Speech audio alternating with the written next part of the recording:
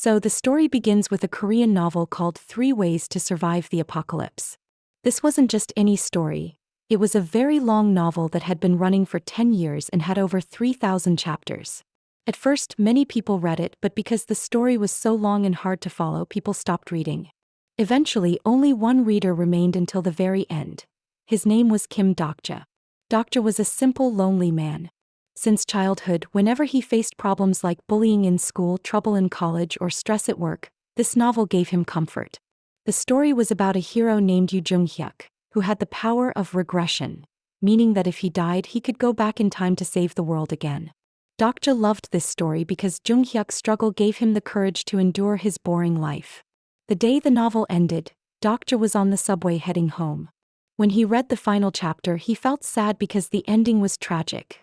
Only the hero lived and everyone else died. Dokja was so angry that he left a comment for the author, calling the ending terrible. Surprisingly, the author replied to thank him, saying, "You are the reason I finished this novel. Thank you. And if you don't like the ending, you can write your own." Dokja didn't understand what he meant, but then at 7 p.m., the train shook and the world suddenly changed. Lights flickered and phone signals died. A voice announced that the free service had ended and the paid service was starting. Everyone was confused. No one understood what was happening. Suddenly, a small creature appeared in the air, calling itself a dakibi, which Dokja recognized from the novel. The dakibi told the scared passengers that their peaceful lives were over and that they now had to prove they deserved to live. They all thought it was a joke, so to prove it was real, the creature exploded a man's head nearby, causing panic on the train. The dakibi said this was not a joke and gave them their first mission. In the next 10 minutes, kill any living thing here. Just one living thing. If you fail, I will kill you all. Some people froze in fear. Others began killing each other to survive. The only calm person was Dokja. He realized this was exactly how the novel started. Since he had read the book and this reality was linked to it, Dokja knew everything that would happen. He knew the mission was simply to kill a living thing, not necessarily a human. Dokja saw a boy holding a box of insects. He quickly went to the boy, took the box, killed an insect, and gave some to his coworker standing nearby. Dokja was the first person to complete the mission, and the system announced he earned 300 coins. It turns out coins are money in this world. People can use them to buy items and power to protect themselves.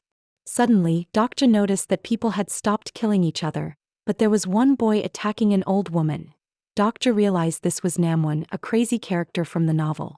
Dokja wanted to save the woman, but he was too weak to fight Namwon. Then he remembered that he could buy anything with coins, even strength, so he opened his status menu and used his coins to increase his strength stat. Suddenly his body felt light and powerful. With this new power, Dokja easily beat Namwon. Then to save the old woman, he gave her an insect to kill, but she couldn't do it in time. Dokja's coins increased and the timer hit 0. It turned out that only Dokja, his coworker, and the little boy passed. The system killed everyone else instantly. The train was full of bodies. The dakibi returned, happy about the bloodshed, and explained that the constellations in the stars were watching this like a TV show and enjoying it. The train stopped on a bridge and suddenly a giant monster jumped from the water and destroyed the bridge. Everyone fell to their deaths. But Dokja and the survivors forced the train doors open, grabbed the boy, and ran across the broken bridge. They thought they were safe, but the danger wasn't over.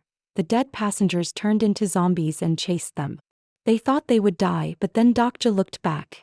Joonghyuk, the novel's hero, was fighting the zombies easily. When Joonghyuk saw Dokja and the others, he was shocked. He was a regressor, who had lived this life before and remembered the past, and nobody ever survived that train. So he grabbed Dokja and held him over the bridge. Below, the sea monster waited with its mouth open. Joonghyuk asked, "Who are you? How did you survive?" Dokja couldn't tell the truth, that he read it in a book. So he lied and said he was a prophet who could see the future. Joonghyuk said, "If that's true, use your power to survive this." Then threw Dokja into the monster's mouth. Dokja landed in the monster's stomach. It was pitch black and acid began to rise, which would burn him to death. But Dokja wasn't scared. He knew the dakibi had a hidden channel there. He called out, "I know you want a good stream for the viewers. I'll make this interesting so people keep watching and you'll get lots of coins." The dakibi agreed but wanted a share of the profit. Dokja agreed. So, Dokja got some coins and used them to buy a weapon made of horn. He killed the monster from inside, then cut his way out of the stomach. He escaped alive and earned a lot of coins and items. He traded the items with the Dakibi and received a skill called Unbroken Faith, knowing it would be useful. He then put on a mask to hide his face and went to the nearest safe zone. On the way, he saw thugs attacking a woman. He recognized her as Hee-won, a character who died early in the novel, but he decided to change the story. With courage and his new power, he beat the thugs and saved her. Hee-won thanked him and decided to follow him. Together, they arrived at a station where other survivors were gathered. However, this station was run by a bad man who pretended to help everyone but was actually using them, sending weak people out as bait for monsters to earn coins. Dokja knew this man was evil. When the man tried to recruit Dokja and asked for his coins, Dokja refused. The others thought Dokja was selfish, but Dokja didn't care what they thought. He knew that he had to break the system to save them properly. If he gave them coins now, they would die in the next level anyway. Dokja told everyone that he wouldn't give coins but instead would open the escape tunnel for them. Dokja formed a small team including a soldier, Hee-won, his co-worker and himself. The little boy with the insects also joined as he could talk to bugs, and Dokja knew the boy would be useful. They went down into the dark tunnel where they found a demon monster called the ground rat. This battle was dangerous as the monster used a poison that made them hallucinate and get trapped in their worst memories that haunted them. The soldier remembered failing to save his army unit. Hee-won saw the thugs again. Everyone froze in fear. But Dokja had a skill called the fourth wall that protected his mind from emotions. He didn't feel the fear, so he shouted and broke everyone's hallucinations. The team woke up and fought back. Dokja bought white pure star energy, which made his weapon glow, and he and Hee-won attacked the monster and killed it. After winning, they found a treasure chest with weapons. Everyone took a weapon and Dokja took a broken sword handle that everyone thought was useless trash, but Dokja knew it was valuable. The Unbroken Faith skill he bought earlier was for this. As soon as he used the skill on the sword, it turned into a blade of light, a lightsaber that could cut through any enemy. After the mission, they returned to the station and exposed the evil leader. Hee-won, who had been hurt by the bad group, was angry and killed the evil leader, freeing the survivors. But there was no time to rest. They had to go to Chungmuro Station for the next level. When they arrived at Chungmuro, things were bad. The mission was Green Zone. To survive the night, you had to stand inside a green square, but there were too many people and not enough zones. A landlord character had taken control of the green zones and was selling them for coins. If you couldn't pay, the monsters would kill you. Here, Dokja met a high school girl who said she was a student of the hero Joonghyuk, and that Joonghyuk had already left to fight monsters. Dokja had a plan. He didn't want to fight the landlord yet, so instead he offered him a lot of coins to rent a room. The Dakibi, seeing this, made the game harder. The constellations watching wanted more drama, so the Dakibi reduced the number of green zones, a trick to make people kill each other. People panicked because the monsters attacked as the zones disappeared. This was unfair. Dokja realized the way to survive wasn't to fight for a room but to destroy the room. If the zone was gone, the rules wouldn't apply, but this was risky.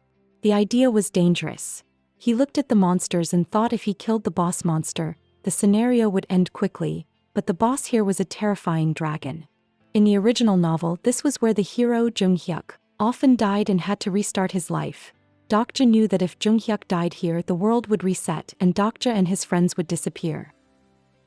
Therefore, he had to save Joonghyuk so they could finish the story. Dokja and his team entered the arena. They saw Joonghyuk fighting the dragon alone and losing.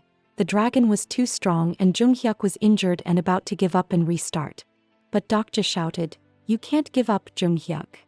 The dragon breathed fire, but Dokja used an item to absorb the fire, saving himself. He attacked and called his friends to help. Trusting Dokja, they attacked perfectly. The soldier blocked the dragon's attack with his shield. Then Dokja's co-worker tied the dragon with magical threads, and then the high school girl jumped on the dragon trying to stab it.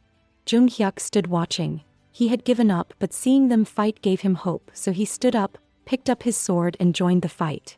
Dokja knew that the dragon's core was in its chest and that to kill it they had to break the core, but breaking the core causes a massive explosion, and the person who breaks it will die. In the novel, the hero always sacrificed a friend, but Dokja hated that ending. He wanted to change it and decided to be a better hero, sacrificing himself to save his friends. as that is what a true hero does. He ran towards the dragon, stabbing his blade of light into its chest and breaking the core. The dragon roared and a bright explosion covered everything. Joonghyuk watched in shock as Dokja disappeared into the light. The dragon turned to ash and the level was cleared. After the dragon died, they should have been happy, but everyone was sad because they thought Dokja was dead. The team started to cry. But then the dust settled and they saw Dokja walking towards them. He was alive. The secret was that he had a special skill called King of No Killing, which allowed him to come back to life once after dying. Joonghyuk stared at Dokja.